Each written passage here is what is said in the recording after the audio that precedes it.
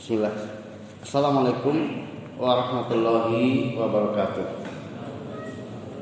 Innal hamdalillah nahmaduhu wa nasta'inuhu wa nastaghfiruh wa na'udzu billahi min shururi anfusina wa sayyiati a'malina.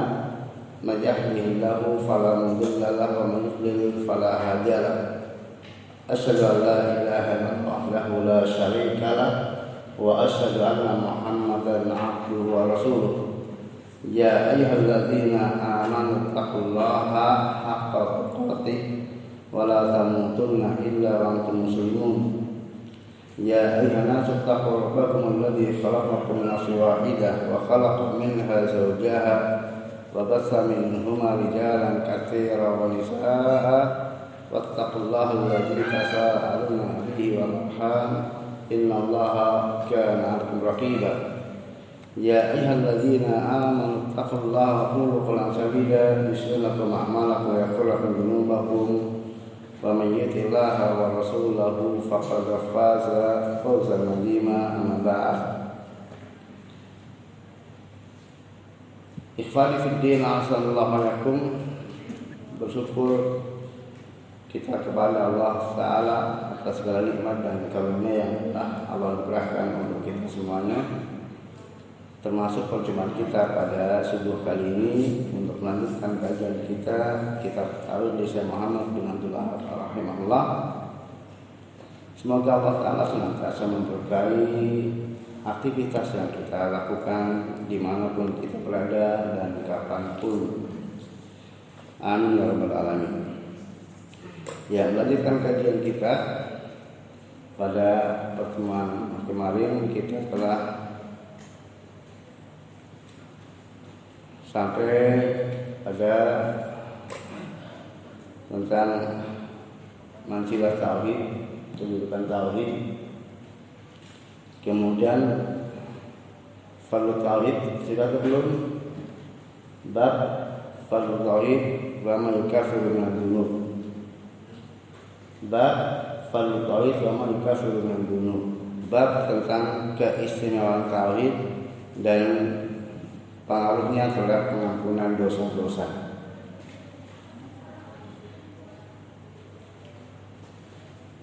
Kalau kemarin tentang keistimewaan tauhid ditinjau dari tauhid itu sendiri, nilainya sangat tinggi, sangat istimewa.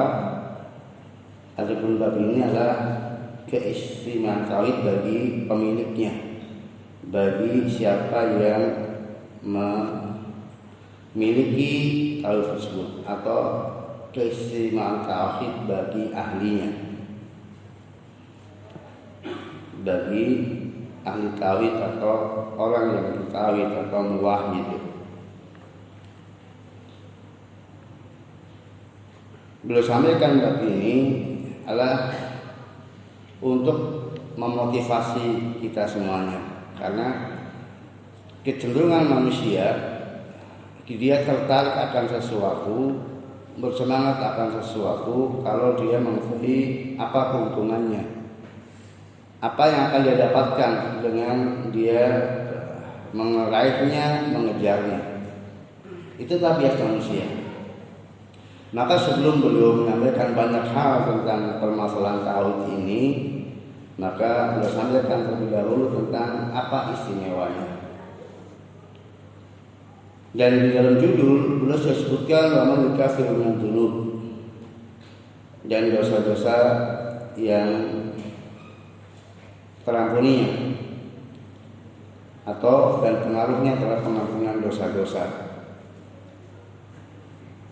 Maka ini bab atau khas al-an, dalam arti bahwa apa yang disebutkan berupa pengaruhnya terhadap pengampunan dosa-dosa itu adalah salah satu dari fardhu tauhid. Beliau sudah sampaikan di dalam judulnya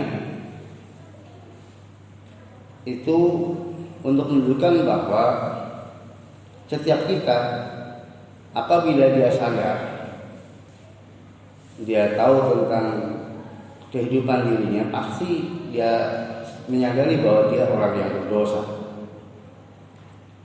Hanya orang-orang yang sombong, yang sangat tidak tahu diri kalau tidak merasa berdosa. Nah, setiap orang yang beriman kepada hari akhir, dia pun pasti tahu bahwa dosa itu ada resikonya di akhirat kelak.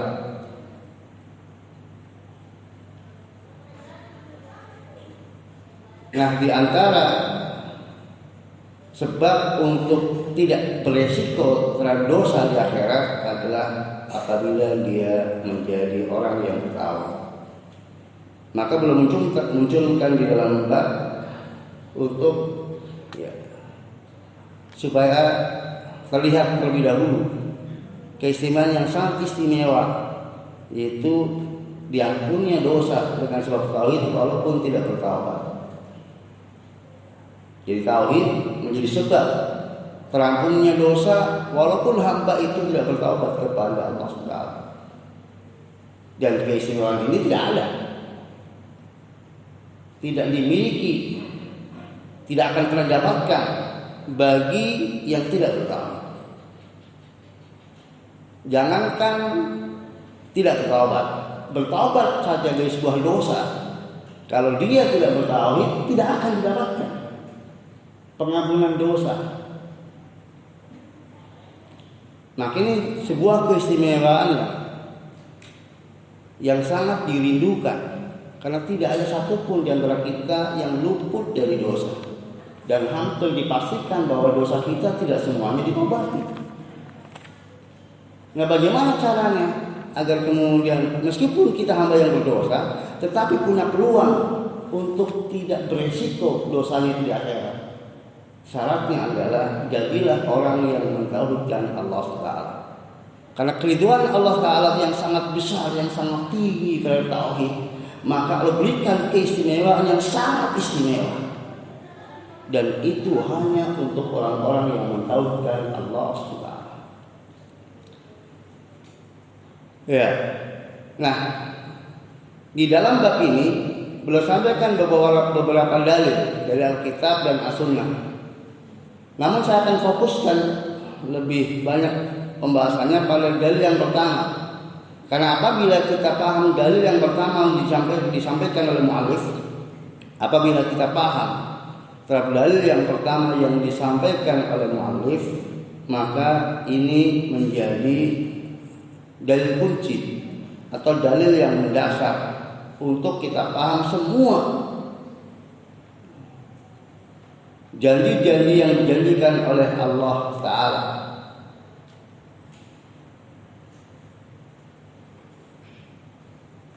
Untuk hamba-hambanya yang beramal. Maka kita pahami secara cermat, secara baik, secara utuh dalil pertama yang beliau sampaikan, itu firman Allah surat Al-An'am ayat 82. Surat Al-An'am ayat 82.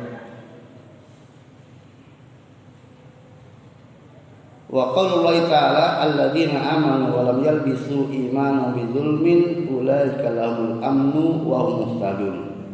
Orang-orang yang beriman dan tidak menodai iman mereka dengan kezaliman, mereka itulah orang-orang yang mendapatkan keamanan, ketentraman, dan mereka pula lah orang-orang yang mendapatkan petunjuk. Ayat Al-An'am 82 ini kaitannya dengan fadlul tauhid, keistimewaan tauhid bagi pelakunya adalah husul amnu wal hidayah, yaitu akan diperolehnya al-amnu wal hidayah, ketentraman, kedamaian, keamanan, dan petunjuk. Ini dua keutamaan tauhid bagi pemiliknya. Pertama adalah mendapatkan keamanan, ketentraman, kedamaian. Yang kedua adalah mendapatkan petunjuk.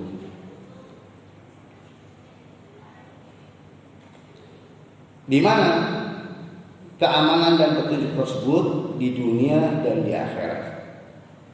Mendapatkan keamanan dan petunjuk di dunia dan di akhirat.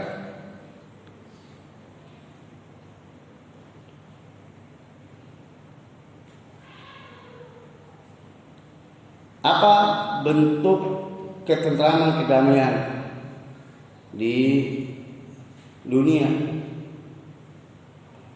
Yang namanya rasa aman, rasa nyaman itu adalah hilangnya rasa takut dan rasa sedih. Hilangnya rasa takut dan rasa sedih. Orang itu kalau nggak ada ketakutan, nggak ada kesedihan, itulah orang yang paling nyaman, paling damai, paling tentram. Ala inna awliya Allah la khaufun alaihim wa lahum yahzanun. Itu gambaran kedamaian yang dirasakan, yang diberikan oleh Allah kepada para walinya. Dan setiap ahli tauhid adalah wali Allah. Tinggal seberapa besar kadar kewaliannya, maka akan dihilangkan darinya rasa takut dan rasa sedih. Rasa takut itu untuk sesuatu yang akan datang, rasa sedih untuk sesuatu yang telah lalu. Jadi betapapun kejadian yang menimpanya dari berbagai macam musibah, apapun bentuknya, itu tidak menjadikannya dia sedih. Perkara sudah terjadi. Dan tantangan masa depan, betapapun dia, artinya menakutkannya bagi banyak manusia, maka dia tidak ada ketakutan. Ini alam. Jadi hilangnya kesedihan dan ketakutan. Dan itulah hidup yang sesungguhnya. Ketika dia dianugerahi oleh Allah, hilangnya rasa sedih dan rasa takut.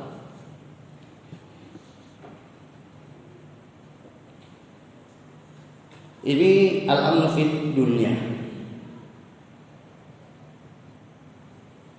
Adapun kemudian seseorang mendapatkan musibah, mendapatkan ujian, mendapatkan tantangan, menghadapi permasalahan, itu adalah tidak menjadi masalah kalau kemudian dihadapi dengan apa? Hati yang tenang. Bukan menjadi masalah baginya. Itu adalah sunatullah dalam hidup. Adalah sunatullah dalam hidup. Seseorang itu pasti mendapatkan musibah, bencana, dan pasti menghadapi ada tantangan masa depan. Tetapi ketika Allah anugerahkan kepadanya hilangnya kesedihan dan hilangnya rasa takut dari kehidupan dunia ini, maka itu adalah tetap dihadapi dengan happy. Kehidupannya tetap kehidupan yang membahagiakan, walaupun dia hidup dengan 1000 problematika. Karena tidak ada satu masalah pun kecuali akan selesai. Wa man yattaqillaha yaj'al lahu makhraja. Apa? Tidak ada masalah kalau kemudian Pak setiap masalah selesai. Yang hidup menjadi susah dan menderita kalau punya masalah dan tidak bisa diselesaikan, kesedihan, senantiasa dibayang-bayang ketakutan dan senantiasa teringat dengan apa yang telah berlalu dari berbagai macam musibah yang dialami. Itu yang hidup tidak nyaman, hidup tidak damai, hidup tidak tentram, hidup tidak bahagia.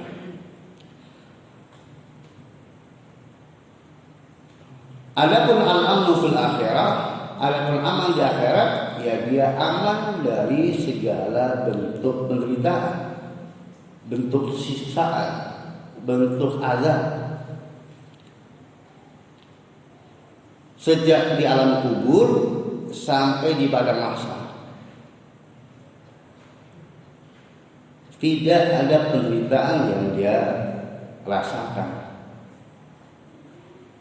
Bahkan bisa jadi di kubur pun tidak ditanya. Karena pertanyaan itu sendiri adalah sesuatu yang seseorang setelah diberikan tanggung jawab.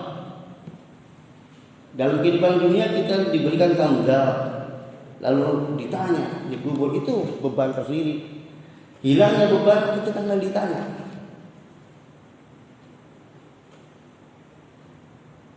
Bebas dari pertanyaan kubur.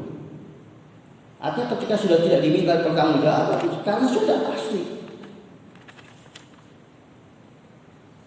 Yang ditanya itu yang masih harus mempertanggungjawabkan. Kalau sudah kemudian dipercaya sepenuhnya, nggak ditanya.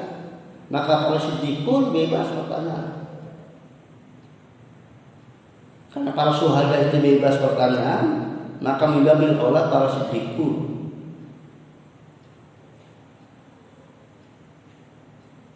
Kemudian ketika pada masa, ketika orang-orang mereka pada kepanasan dengan terik matahari yang demikian dekat, hanya jarak 1 atau 2 mil saja, tetapi ini ada pihak-pihak yang apa? Pihak-pihak yang mendapatkan naungan dari naungan Allah SWT, sehingga tidak merasakan apa yang dirasakan oleh kebanyakan manusia karena tauhidnya. Sampai kemudian endingnya adalah dia masuk surga tanpa hisab, tanpa alat. Tidak ada hisab lagi.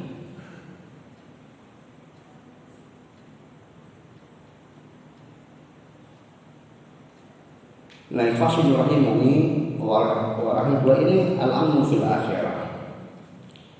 Kemudian al-hidayah. Al-hidayah di dunia itu berupa ilmu nafi' wal amal saleh. Ilmu yang bermanfaat dan amal yang saleh.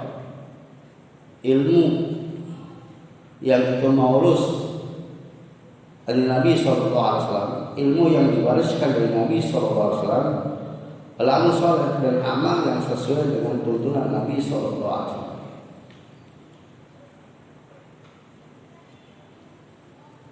Ini hidayah di dunia, berupa keselarasan lahir dan batinnya dengan ilmu yang diturunkan dari sisi Allah Taala.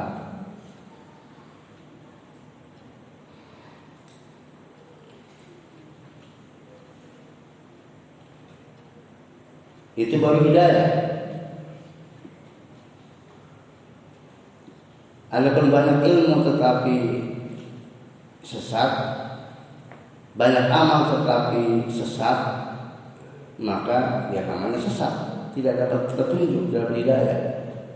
Atau ilmunya benar tapi amalnya salah, sesat. Dan praktis tidak ada orang yang benar amalnya karena ilmunya yang salah, tidak ada. Karena amal itu didasari oleh ilmu. Kalau ilmunya salah, pasti amalnya salah. Mengapa ahli bid'ah amalannya bid'ah? Karena ilmu yang dia dapatkan ilmu yang sesat, maka menghasilkan amalan yang menyimpang. Itu dari amalan zahir, belum dari si batinnya. Jadi kalau nggak dapat ilmu yang pasti amalnya menyimpang. Kalau dapat ilmu yang benar, belum tentu amalnya benar, karena ya, masih butuh berupa taufik untuk mengamalkan ilmu yang hak tersebut.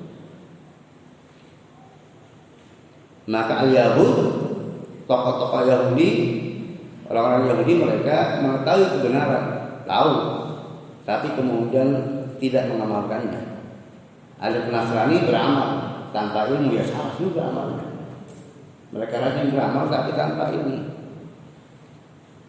Maka kita diperintahkan oleh Allah untuk senantiasa berdoa, ihdinas siratal mustaqim.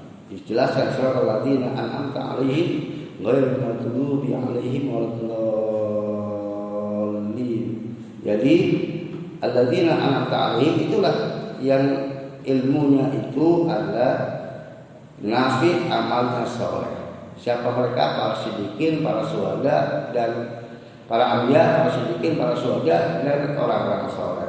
Itulah manusia-manusia yang telah mendapatkan petunjuk di muka bumi. Ulaika hasuna ulaika rafiqa, maka mereka lah sebaik-baik teman. Adapun hidayah fil akhirah, hidayah di akhirat, as-sayr ala siratal mustaqim, al-musil wal jannah. Itu hidayah untuk kemudian dia meniti syaratul mustaqim yang terbentang di atas jalan hingga sampai ke surga. Itu hidayah.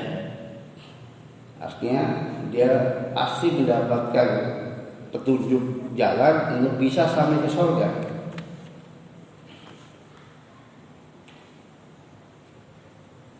Nah, infaqul rahimani wa rahmatullah itu al-amn wal hidayah fi dunya wal akhirah. Jaminan tersebut diberikan oleh Allah untuk siapa? Alladzina amanu wa lam yalbisu imanan bidzulmin. Itu orang-orang yang beriman yang tidak menolak iman mereka dengan kezaliman. Nah, apakah disyaratkan harus bersih dari semua bentuk kezaliman? Kita tahu bahwa bentuk kezaliman ada 3. Zulmun fi haqqillah, itu syirik. Menzalimi kaitannya dengan hak Allah, yaitu meletakkan hak Allah untuk yang lainnya, itu syirik. Itu kezaliman yang pertama, yaitu zulmun terkait dengan hak Allah Ta'ala. Kemudian yang kedua, kezaliman terkait hak sesama.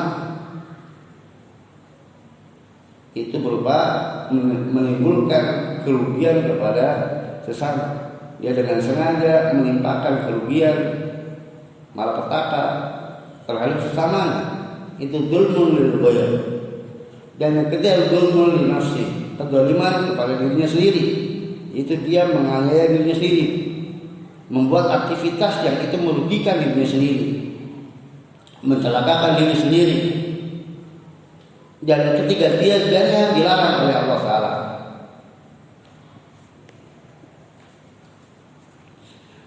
Nah, permasalahannya, apakah untuk dapat keamanan dan petunjuk itu harus bersih dari kezaliman? Ketiga-tiganya. Maka ketika ayat ini sampai kepada para sahabat Nabi SAW, maka para sahabat merasakan ayat ini amat sangat berat bagi mereka. Lalu mereka menemui Nabi SAW. Ya Rasulullah, ayyuna lam yadlam nafsah. Ya Rasulullah, siapakah di antara kami yang tidak menganiaya diri kami? Artinya kalau untuk dapat keamanan dan petunjuk dari Allah itu syaratnya harus bersih dari semua bentuk kezaliman, maka kami tidak ada yang mampu. Maka Nabi SAW jelaskan, laisa kama ta'na'um alam tasma'u qala Musa ibni ibnaya la tusyrik billahi wa syirka la inna wa asyir. Lalu Nabi menjelaskan, tidak seperti yang kalian paham. Tidakkah kalian mendengar perkataan hamba saleh yang berkata kepada anaknya, wahai anakku, jangan kamu persekutukan Allah, sesungguhnya syirik itu adalah dosa yang sangat besar. Innama huwa asyirk. Jadi yang disyaratkan untuk dapat keamanan dan petunjuk itu adalah dengan bersih dari noda kesyirikan. Maka apabila seseorang itu hidup di muka bumi dalam kondisi dia bersih dari kesyirikan, pasti dia mendapatkan keamanan dan petunjuk. Dan apabila itu dibawa mati, dalam arti dia mati dalam keadaan bersih dari syirik, pasti keamanan dan petunjuk dia dapatkan di akhirat. Nah, permasalahannya, apakah bahwa cukup dengan bebas dari syirik itu pasti mendapatkan keamanan yang sempurna dan petunjuk yang sempurna? Maka tentunya tidak. Jadi bebas dari syirik itu adalah sebagai penjamin untuk dapat keamanan dan petunjuk.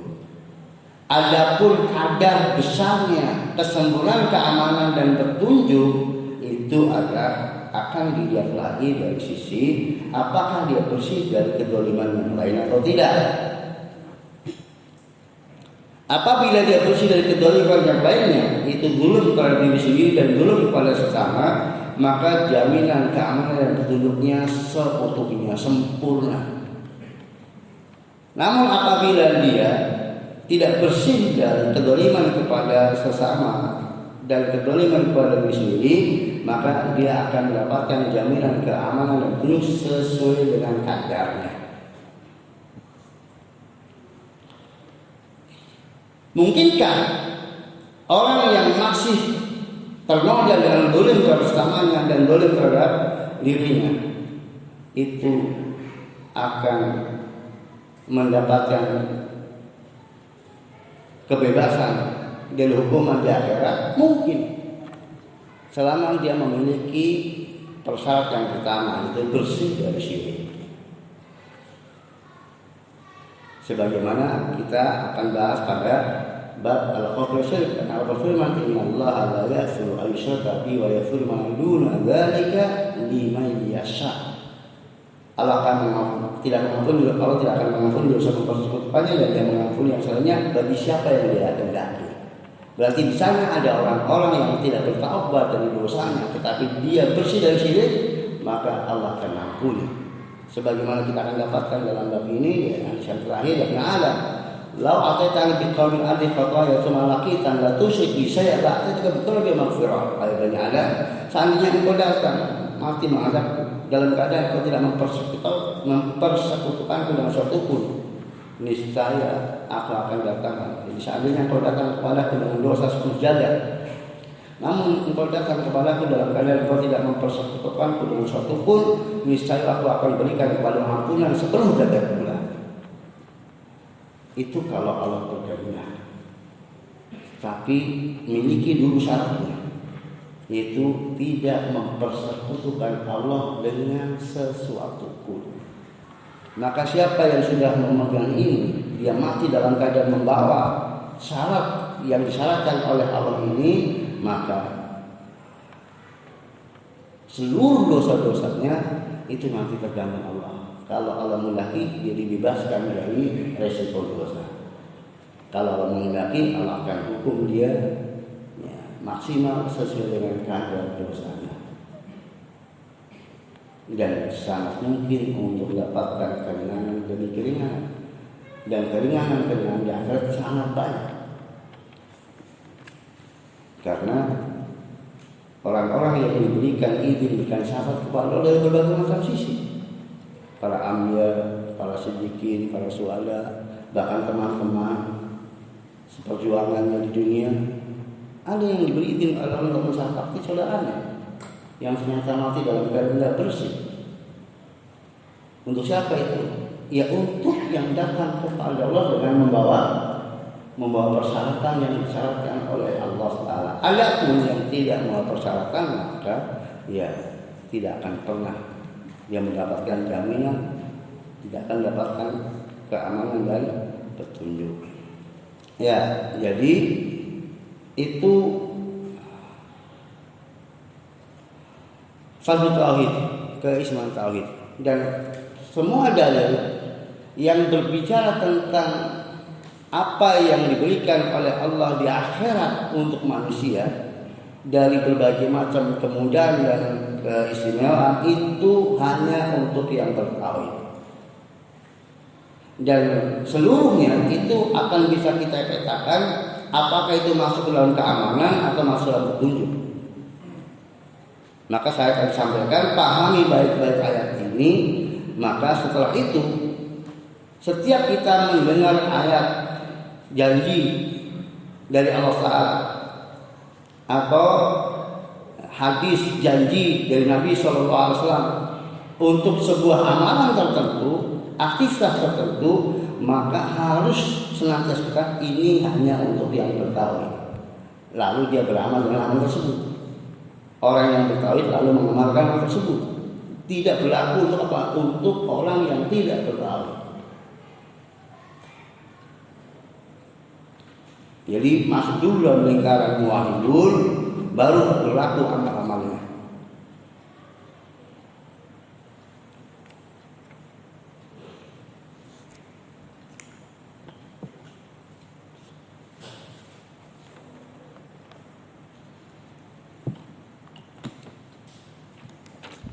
Ya, kita lanjutkan.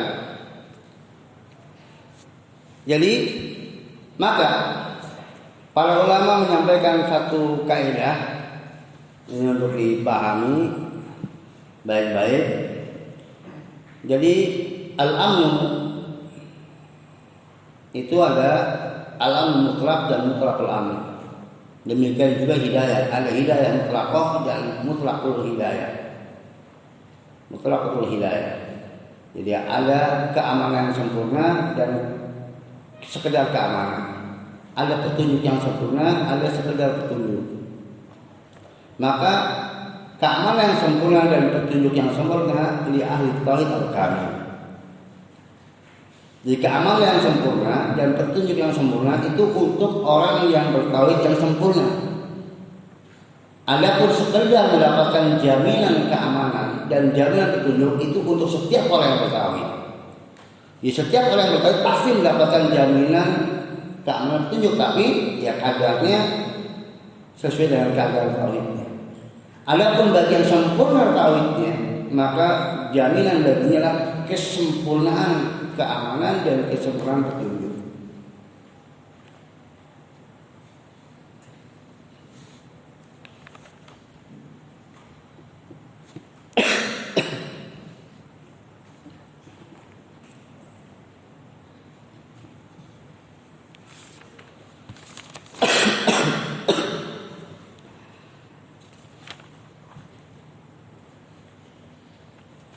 Ya, kita lanjutkan kepada dalil yang disampaikan berikutnya.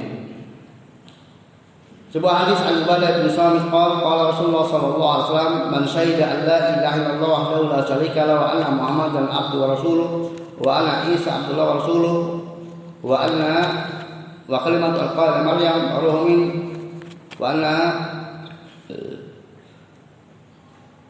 wal jannatu haqqun wa nar haqqun adkhalahu Allahul jannata ala ma kana minal amal." Ya, Nabi kita sallallahu alaihi wasallam bersabda dalam hadis Ubadah bin Samit, barang siapa yang bersaksi bahwa tidak ada sembahan yang berhak selain Allah, berhak disembah selain Allah dan semata, tidak disebut baginya, dan bahwa Muhammad sallallahu alaihi wasallam adalah hamba Allah dan rasulnya, dan bahwa Isa alaihissalam adalah hamba Allah dan rasulnya, dan kalimat Allah yang disampaikan kepada Maryam serta ruh darinya, ruh dari Allah Ta'ala. Setelah dia bersaksi bahwa surga adalah benar adanya, neraka benar adanya, maka Allah pasti memasukkannya ke surga apapun amal yang diperbuatnya. Akhrajah. Hadis riwayat Bukhari Muslim. Coba perhatikan ikhwafidin rahimani wa rahmatullah. Dalam sabda Nabi sallallahu alaihi wasallam ini beliau sebutkan tentang man syahida, barang siapa yang bersaksi dengan 5 persaksian. Dan ingat bahwa syahidah bersaksi itu dikatakan bersaksi adalah pernyataan yang disampaikan secara lisan yang dibarengi dengan keyakinan dalam hati, kemudian diwujudkan secara zahir dalam konsekuensinya. Itu syahadah. Jadi diucapkan secara lisan, kemudian dibarengi dengan keyakinan dalam hati, kecocokan hatinya dengan apa yang diucapkan lisannya, lalu kemudian diimplementasikan dalam perbuatan secara zahir. Itu baru syahadat namanya, syahadat yang sesungguhnya, syahadat yang sebenarnya. Nah, barang siapa yang bersaksi, pertama bahwa tidak ada sesembahan yang berhak disembah selain Allah, tidak ada sekutu baginya. Jadi hanya Allah Ta'ala semata, tidak ada sekutu baginya. Yang kedua, persaksian bahwa Muhammad SAW adalah hamba Allah dan utusannya. Yang ketiga, persaksian tentang Isa AS, bahwa Isa adalah hamba Allah, Rasulnya, kalimat Allah dan ruh darinya, ruh dari Allah. Kemudian yang keempat, persaksian tentang kebenaran surga. Yang kelima, persaksian tentang kebenaran neraka. Maka pokok dari kesaksian adalah 2, yaitu syahadatain. Kemudian 3 adalah merupakan kandungannya. Karena ketiganya include di dalam pemberitaan yang disampaikan oleh Rasulullah SAW.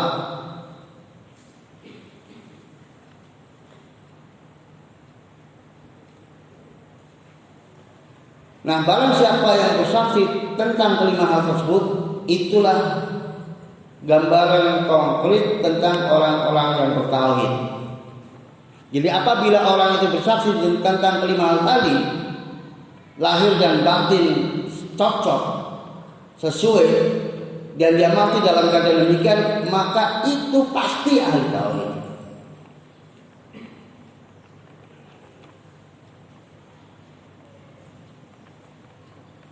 Nah, apa yang dijadikan oleh Allah padanya? Itu adkhalahul jannata ala ma kana minal amal. Allah pasti memasukkannya ke surga apapun amal yang dia miliki. Untuk bagian terakhir adkhalahul jannata ala ma kana minal amal, ulama menyebutkan dua makna. Yang pertama makna yang saya sampaikan tadi, itu Allah pasti memasukkannya ke surga betapapun amal yang dia perbuat. Artinya seburuk apapun modal amalnya, pasti Allah masuk ke surga. Adapun makna yang kedua, Allah akan masukkannya ke surga sesuai dengan kadar amalnya. Dan dua-duanya benar. Dua makna ini benar karena bukan hal yang bertentangan. Jadi dia pasti masuk surga, tetapi surganya tentunya sesuai dengan kadar amalnya. Maka ini berarti tafsir dari tadi al-amnu wal hidayah fil akhirah. Al-amnu dengan dia bebas dari api neraka, hidayah dengan dia mendapatkan petunjuk untuk masuk surga.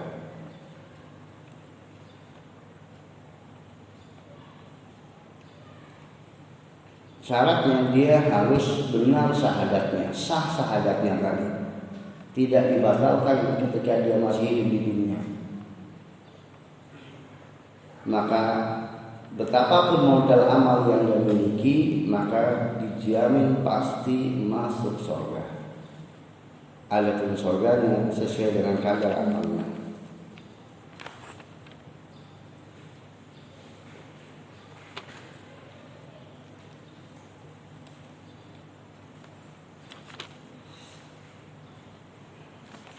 Kemudian hadis berikutnya beliau sampaikan, dan sebenarnya hadis ini pembahasannya cukup panjang, tetapi ya, kita artinya ambil yang terpentingnya saja agar kita bisa menuntaskan kitab ini dengan lebih ya sesuai dengan waktu yang kita agendakan. Kalau setiap dalil kita bahas secara rinci, maka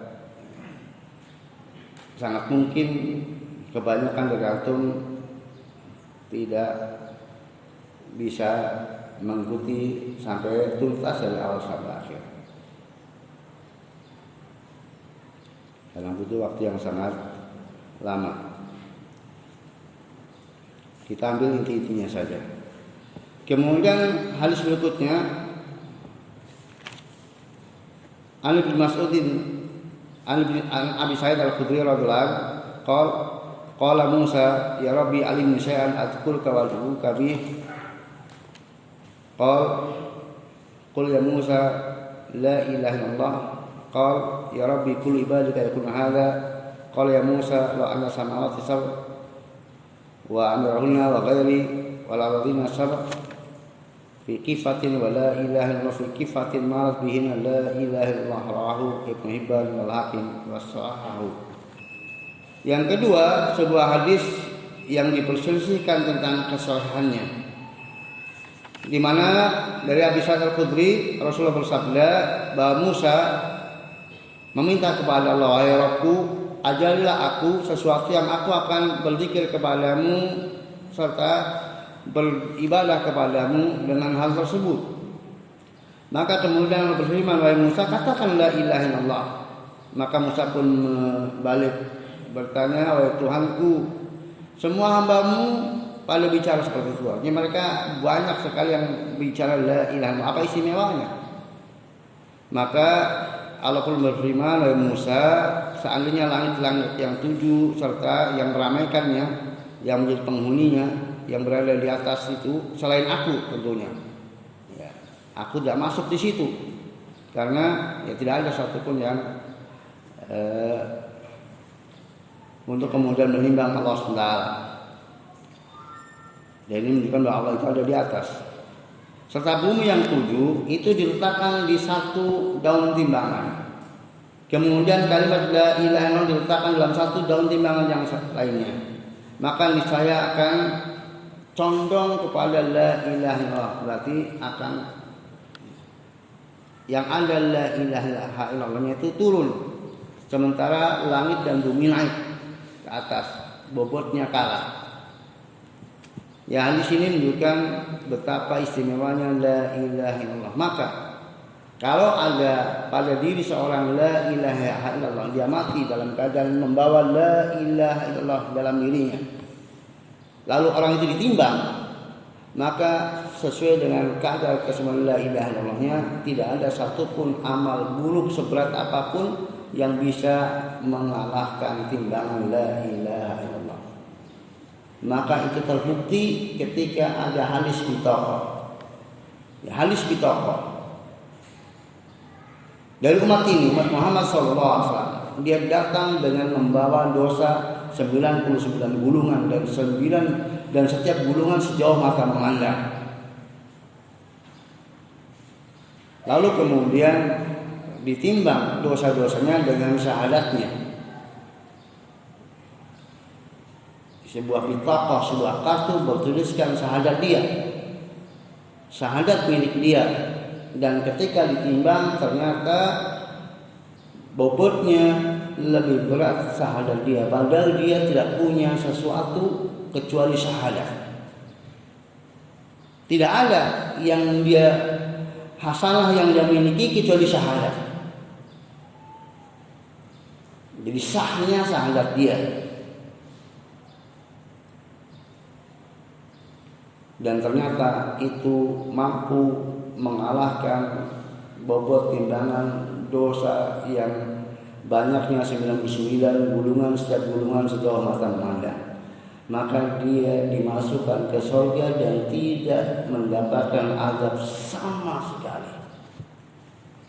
Dosanya terampuni semuanya karena bobot tauhidnya lebih berat. Padahal dia tidak membawa sesuatu amal pun melebihi dari amal yang membuat sah tauhidnya. Itu apabila tauhid itu memiliki kesempurnaan pada diri seorang hamba, memiliki bobot yang tauhid yang berkualitas bobotnya, maka bisa sebagai penembus dosa-dosanya yang sebanyak itu. Dan itu realita, karena itu ada pada umat ini, umat Muhammad SAW. Ada satu orang yang mengalami peristiwa seperti itu, dan itu pembuktian tentang keistimewaan tauhid apabila dimiliki oleh seorang hamba.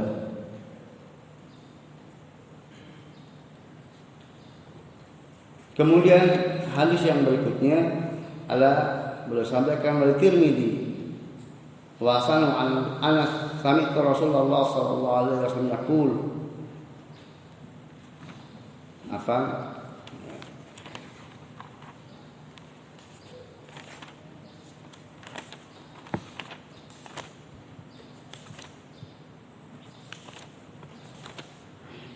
Ada yang terlewat satu hadis.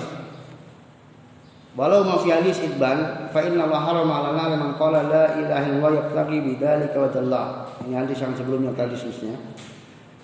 Dan dalam Sahih Bukhari Muslim dari sahabat Iqbal bahwa Allah mengharamkan neraka atas orang yang mengucapkan la ilaha illallah yang dia mengucapkannya semata-mata mencari wajah Allah.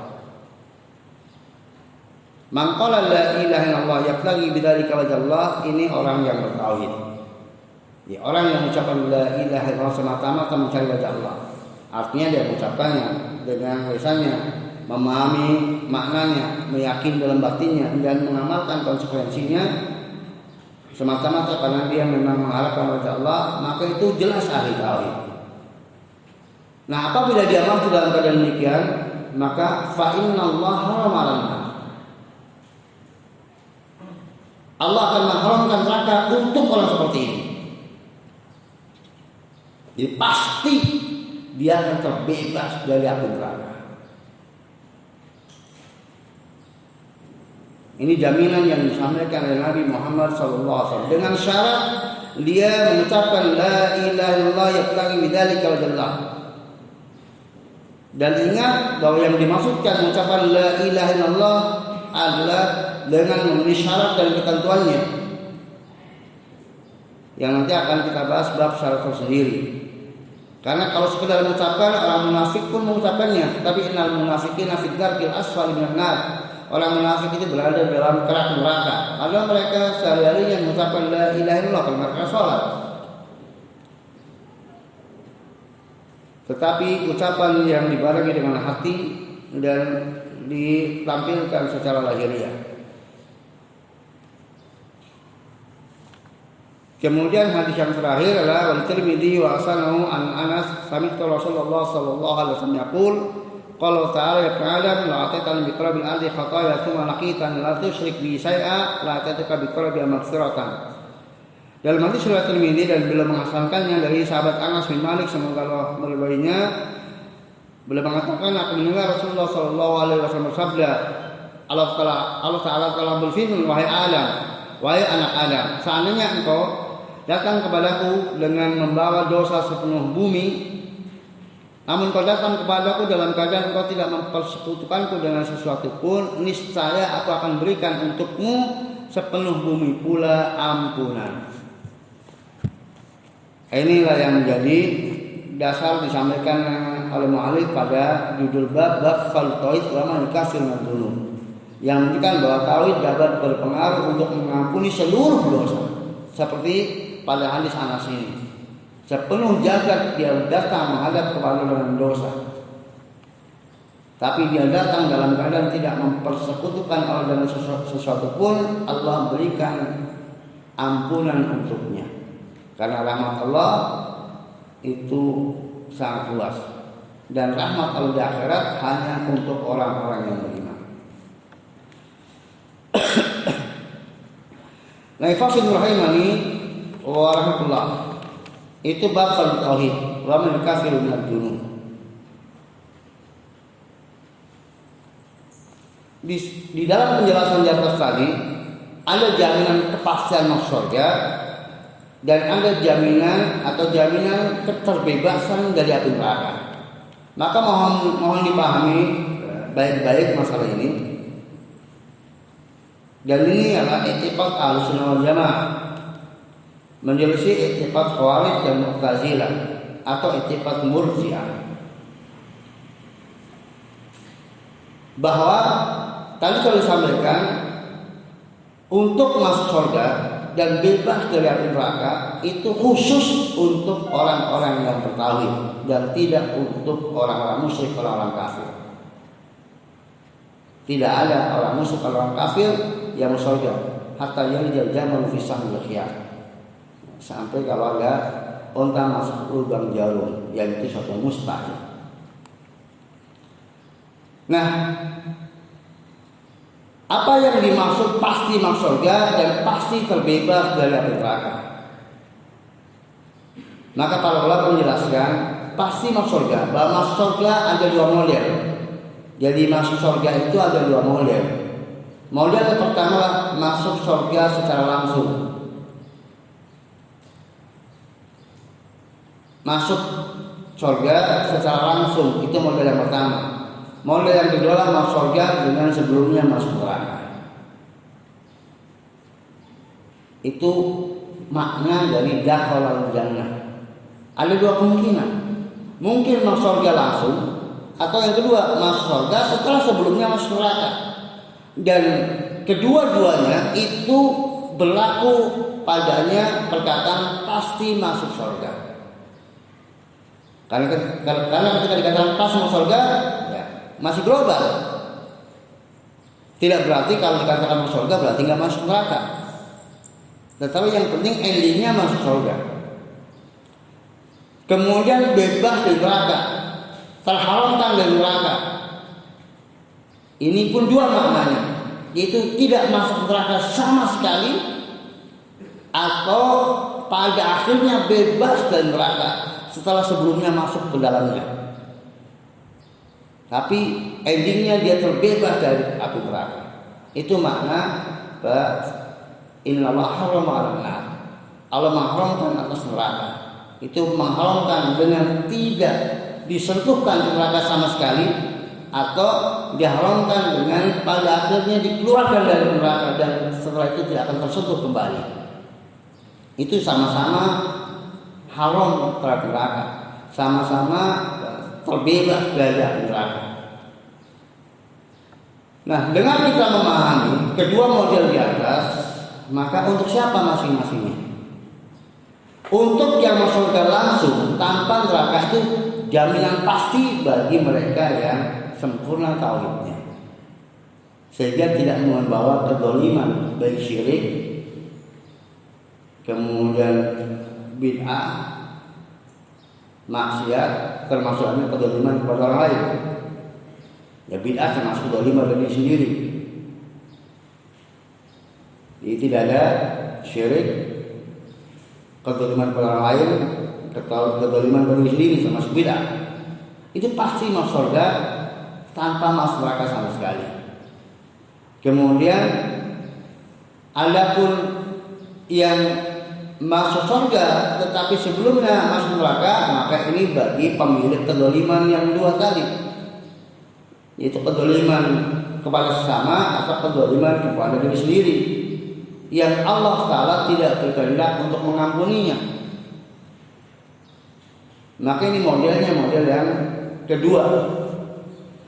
Dan memungkinkan masuk model yang pertama, meskipun dia menghadap kepada Allah dengan membawa kedoliman yang bukan syirik, namun ternyata Allah menghendaki mengampuninya, merahmatinya, dan membebaskannya dari azab Allah. Jadi kalau yang bebas dari kedoliman tiga-tiganya, ini jaminannya pasti dia masuk surga langsung. Nah, sekarang untuk yang membawa kedoliman yang bukan syirik, maka ada dua kemungkinan. Dia diazab di neraka karena Allah tidak berkehendak untuk mengampuninya, atau Allah berkehendak mengampuninya, maka dia bebas dari neraka sama sekali. Kita lihat hadis bitaqah tadi. Pemilik bitaqah itu membawa dosa. Dia tidak bersih dari dosa-dosa, bahkan amat sangat banyak. Tetapi ternyata Allah berkehendak untuk kemudian membebaskannya. Dan ada orang yang sudah mau masuk neraka, tapi kemudian mendapatkan syafaat dengan izin Allah Ta'ala, maka mereka batal masuk neraka. Untuk siapa mereka? Untuk pemilik dosa, pemilik dosa-dosa besar, yang kemudian Allah berkehendak untuk mengampuninya sebagai karunia dari Allah dengan sebab tauhid yang dimiliki. Sekarang untuk yang kedua, untuk bebas dari neraka. Maka kalau bebas dari neraka sama sekali, itu pasti untuk yang bertauhid dan tidak ada kedoliman sama sekali, maka pasti mereka bebas dari neraka. Dari awal sudah bebas dari neraka, tidak masuk neraka sama sekali. Adapun yang bebas dari neraka setelah memasukinya, maka ini bagi para pemilik dosa besar yang tidak Allah ampuni. Dan yang terakhir keluar dari neraka itu yang hanya memiliki iman, memiliki tauhid yang kadarnya sebelah darah. Dia hanya memiliki keimanan, ketauhidan yang kadarnya sebelah darah. Maka walaupun seberat atom dia memiliki keimanan, ketauhidan, tetap Allah akan keluarkan dari api neraka setelah dia memasukinya. Karena itu janji Allah bagi ahli tauhid akan masukkannya ke surga, betapapun amal yang dimilikinya.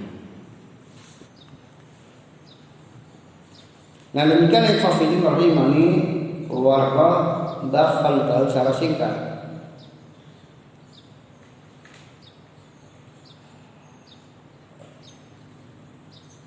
Dan puncak dari kesembuhan tauhid itu adalah yang disebut dengan tahqiq tauhid.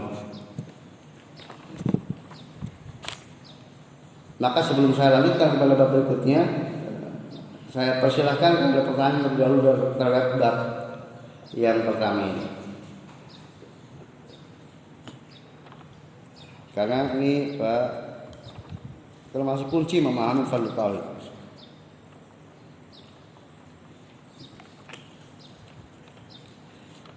Silakan kalau ada pertanyaan. Ya, silakan Ustaz. Tadi yang pertama yang masuk surga barista, surga langsung masuk surga yang kemudian pertanyaan yang kedua tentang kekhawatiran dan hadis. Kalau sikap kita kan kalau di dunia kan sikap kita gimana kalau dalam rumah tangga kita kan mesti kebanyakan ada yang bisa paksa daripada yang makanya kita harus gimana kita sikap kita untuk merasakan kalau kita kadang-kadang kita sedih sedih dalam hati kau ya untuk kedepannya itu gimana? Ya, Profik.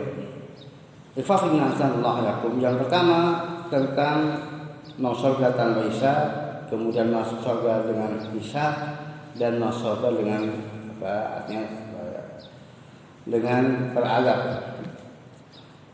Jadi ahlu tauhid di akhirat itu terbagi menjadi yang tidak mau dosa sama sekali. Ini yang akan kita bahas bab berikutnya, yang disebut dengan ahli tahqiq tauhid. Maka pasti mereka masuk surganya tanpa hisab, otomatis tanpa azab. Ini namanya ahli tahqiq tauhid. Kemudian sekedar ahli tauhid, maka ahli tauhid ini ada yang dia membuat dosa dan dosa besarnya ternyata tidak seberat amal solehnya, maka ini masuk surga. Tapi setelah apa tadi? Setelah hisab, ya, dengan ada hisab. Tapi hasil hisab dan penimbangan ternyata amal solehnya lebih berat bobotnya dari sayiatnya, maka langsung masuk surga, tidak ada di neraka. Kemudian yang ketiga yang seimbang, sayiat dan hasanatnya seimbang, maka ya keadilan Allah Ta'ala untuk yang seimbang ini tidak dimasukkan ke neraka, walaupun sempat menanti keputusan untuk masuk surga, tetapi pada akhirnya dia masuk surga. Ya, karena rahmat Allah lebih dominan dari murkanya. Jadi ini secara umum masuk surga tanpa masuk neraka. Yang sayiat dan hasanatnya itu seimbang. Dan celakalah seseorang yang diberi satu kebaikan dilipatkan 10, kejahatan 1, masih timbangannya masih apa? Ya, masih seimbang aja sudah celaka. Tapi kalau Allah Ta'ala dia dimasukkan ke surga, tidak ke neraka. Kemudian yang berikutnya yang ahli tauhid yang sayiatnya lebih berat timbangannya daripada hasanatnya, maka ini terancam masuk neraka. Tapi nggak mesti juga. Secara kemestian dia masuk neraka karena sayiatnya lebih berat dari hasanatnya. Namun kembali rahmat Allah Ta'ala memungkinkan dia bebas dari neraka. Karena apa? Diberikan hamba-hambanya yang Allah izinkan untuk mensyafaatinya. Tapi tidak semuanya tentunya. Ya, sebagian mereka tetap masuk neraka karena memang kita sesuai dengan apakah Allah berkehendak untuk mengampuninya atau tidak, kalau masih ya. Maka kemudian ada yang masuk surga langsung tanpa masuk neraka dan ada yang masuk neraka. Itu nasib orang-orang yang bertauhid di akhirat. Maka kalau ada orang yang bertauhid masuk neraka, itu berarti karena sangat rendahnya tauhidnya, sehingga kemudian menghasilkan juga amal yang tidak baik.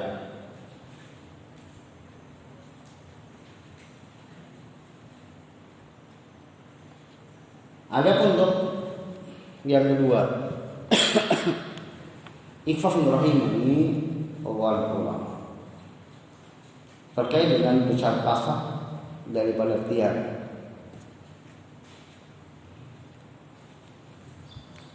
Ya, bagaimana rasanya? Kalau saya belum pernah merasakan soalnya. Jadi alhamdulillah saya belum pernah merasakan. Jadi saya tidak tahu seperti apa kehidupan yang besar pasak daripada tiang.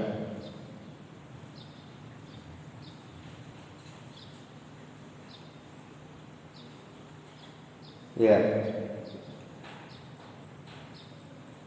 Intinya Ikhwan rahimani wa rahmatullah, bahwa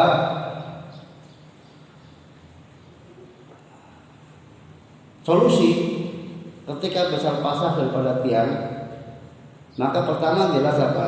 Ya, kalau kemudian itu dihadapi dengan hilangnya kekhawatiran, jadi hilangnya kekhawatiran, maka solusi itu pasti ada. Yakinlah, husnudzon kepada solusi itu ada. Dan saya telah memberikan solusi, apa itu? Hutang, ya.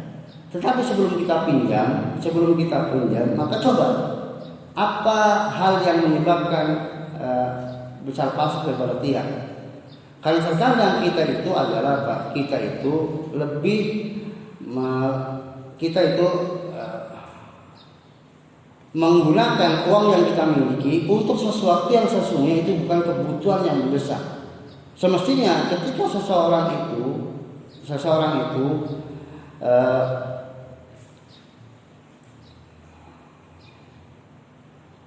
mengetahui bahwa penghasilan yang didapatkan sejumlah seberapa, maka dia berpikir tentang apa yang paling urgen, yang dengan itu cukup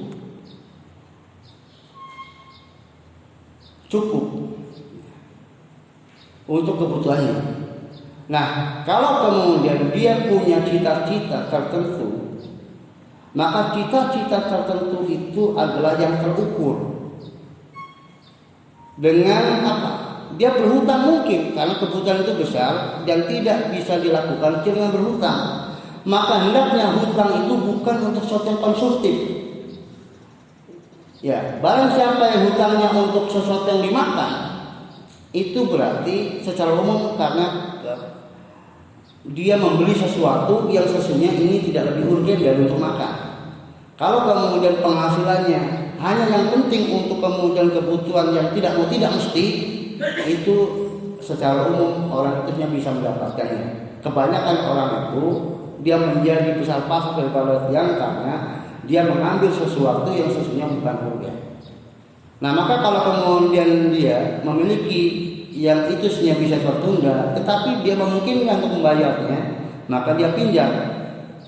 Mengapa dia pinjam? Karena dia jelas punya perhitungan secara manusiawi, dia bisa menyisihkan per bulannya.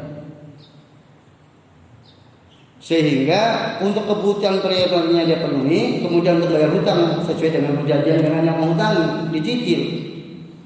Akhirnya lunas juga, dan ini sebenarnya bukan besar pasak daripada tiang.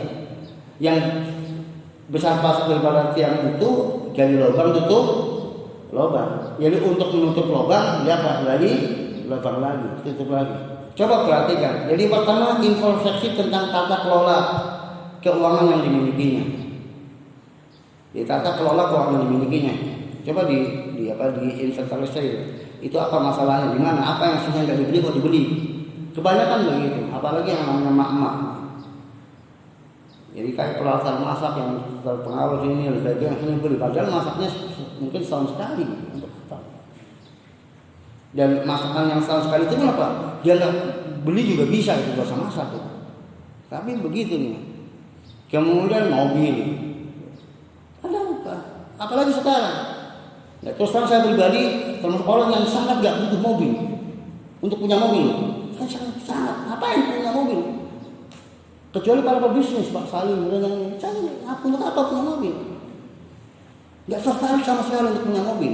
Kenapa? Tinggal tetap mobil datang, ganti-ganti lagi. Ngapain punya mobil? Kita nggak mikirin bensin, nggak mikirin perawatan, nggak mikirin apa. Dan kalau saya punya mobil nggak cukup juga, istri saya 3, anak saya 10. Apa? Mobil elok. Kapan?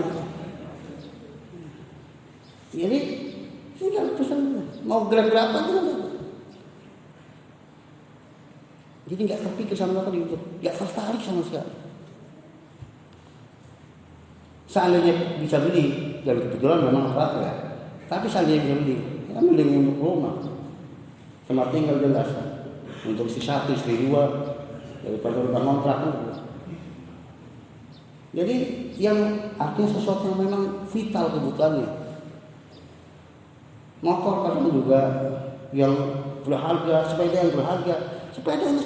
Kalau mesti yang 40 juta, yang 30 juta, yang 20 juta. Saya beli sepeda 750 aja nggak kepake, menyesal juga. Karena tertarik, saya pilih yang 750.000 aja, sepeda lipat. Nggak kepake juga, karena apa? Cuma terdorong kok udah goes. Pengen juga. Ternyata capek gue situ. Jadi nganggur sepedanya. Saya itu 700.000. Saya. Ya. Jadi itu Pak. Yang jelas apapun masalahnya, kita harus nurut kepada Allah Taala. Dan Allah telah berjanji bahwa kita akan Allah fa hasbuh. Barang siapa yang bertawakal kepada Allah, pasti Allah jamin untuk diberikan kecukupan. Dan kecukupan itu adalah di hati. Karena al-ghina, nafs. Kaya itu kaya hati. Selama hatinya dia merasa cukup, maka tidak kemerungsung, tidak kemudian dia gelisah, tidak kemudian ketakutan. Kalaupun kemudian dia bersama menambah, ya menambah itu untuk kemudian kemaslahatan. Bukan karena takut masa depan, bukan khawatir masa depan, tapi dengan dia pertambahan yang dia miliki, pertambahan harta yang dia miliki, itu masalahnya lebih besar. Dia bisa menikmati dunia lebih besar, selama itu halal nggak apa. Tapi jangan menikmati dunia dengan apa? Menimbulkan masalah, menikmati dunia dengan hutang. Habis itu pusing tidak akan bayar hutang. Silakan yang menikmati dunia dengan bebas hutang. Itu baru. Ya, bukan berarti saya punya hutang, saya punya hutang. Saya punya hutang. Tapi hutang yang terukur. Hutang yang terukur terkait dengan saya merintis usaha untuk ya kadang hutang kemudian menyelesaikan untuk rumah dan sebagainya.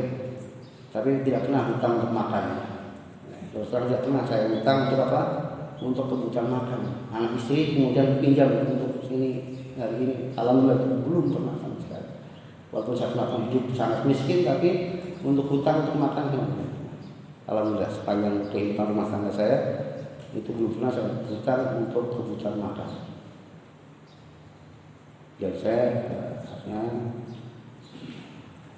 secara pekerjaan ya mungkin lebih rendah dari antum semuanya.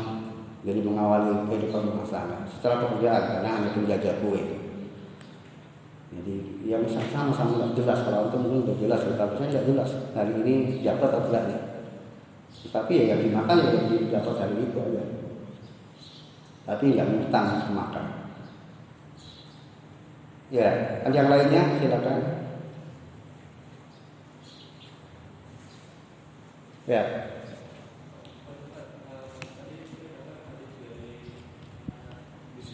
Ya.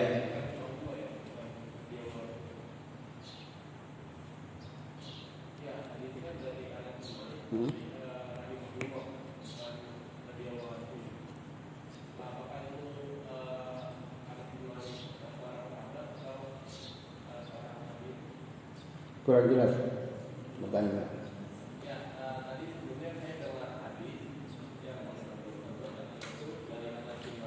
Ya.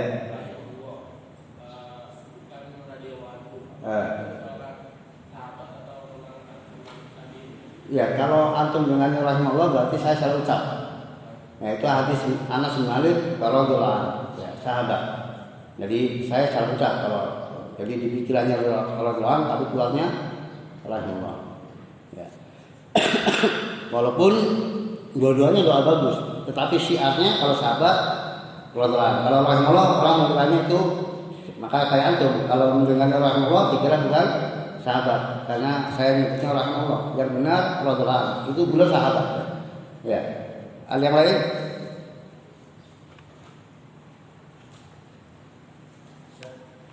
Ya.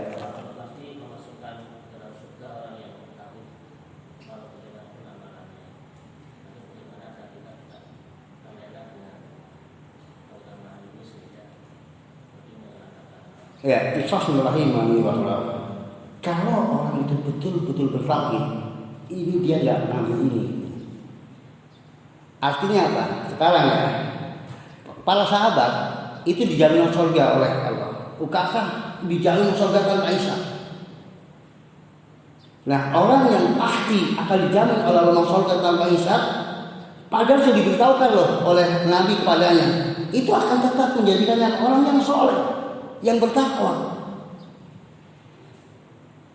Jadi orang yang mengklaim dirinya bertauhid, lalu kemudian dia seenaknya, itu alamat jangan-jangan dia bertauhid.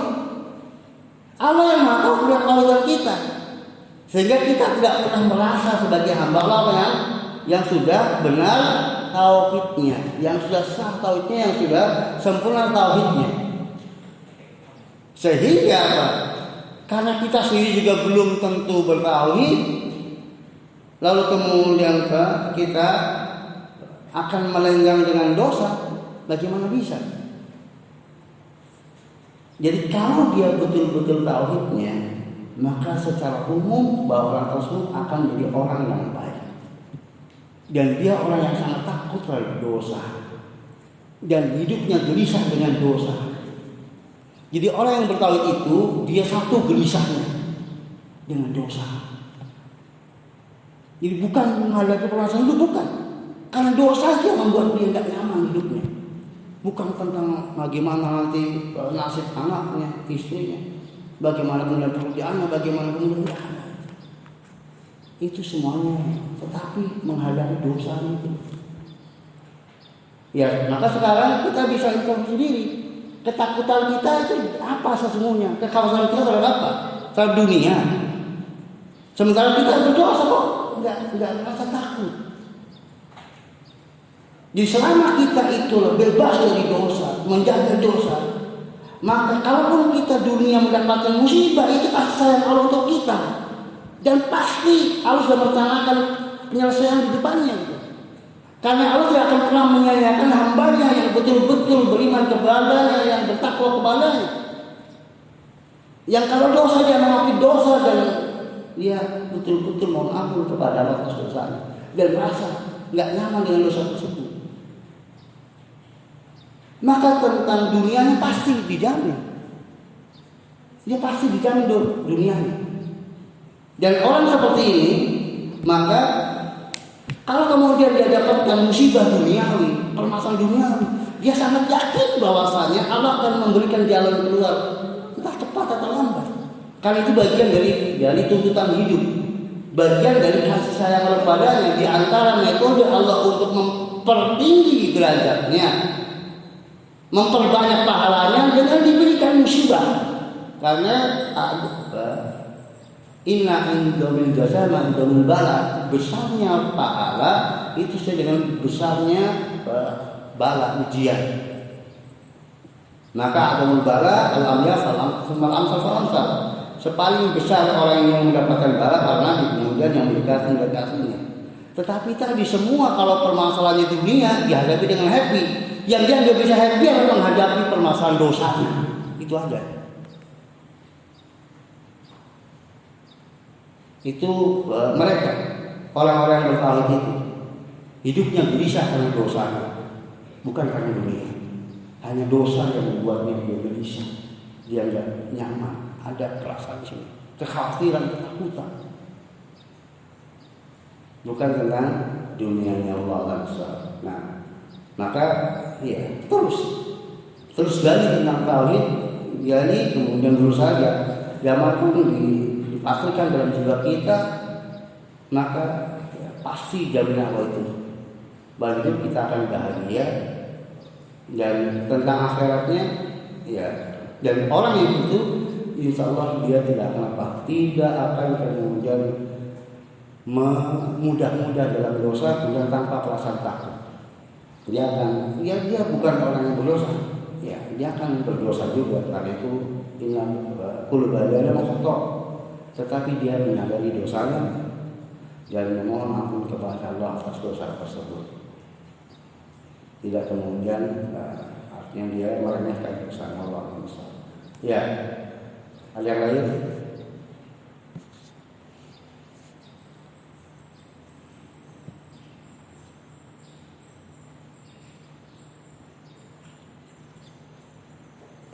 cukup. Untuk bab yang berikutnya, walaupun ini sesungguhnya masih rangkaian yang tauhid, tapi mungkin sudah jam 6 dan antum sudah cukup lelah dari jam 4:30 tadi. Hampir 1,5 jam kita saya cukupkan sampai di sini. Semoga bermanfaat bagi kita semuanya, dan kita mohon kepada Allah Ta'ala taufiknya untuk sesuatu yang dicintai dan diridhoinya. Amin ya rabbal alamin. Wassallallahu alaihi wasallam. Assalamualaikum warahmatullahi wabarakatuh.